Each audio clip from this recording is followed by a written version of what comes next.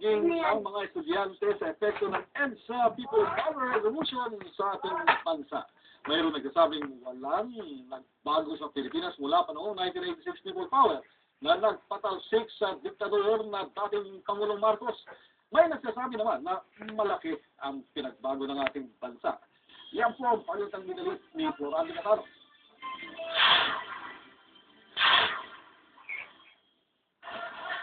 Sa paggunita ng ika-26th anniversary ng EDSA One People Power Revolution noong Sabado, na nariwa sa isip ni Jigs Balani, sales manager sa Alcobar, ang kaganapan sa EDSA noong 1986.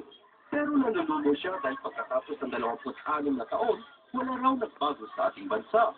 Walang pagbabago eh. Kasi unang-una, mismanage ang ating bansa.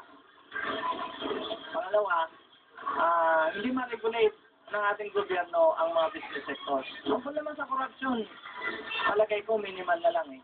Kasi, bakit? Wala na silang makakuha eh. Wala na makalumbat.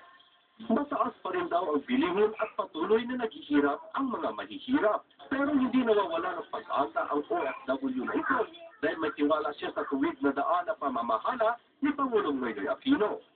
Wala pa akong nakikita ng magbabago. Pero sa pamangakad ni Pinoy ngayon, ako yung maasa na magkaroon ng pag-unlad ang ating bayan at magbabago sa hinaharap.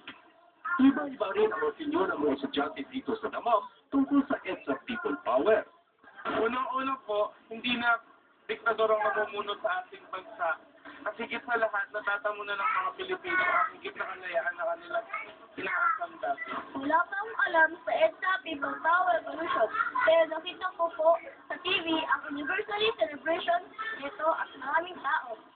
Napapanahon naman para kay Sammy Aninyon ng Damam ang tema ng anibersaryo na nagtatanong sa mga Pinoy kung ano ang taya nila para sa Pilipinas.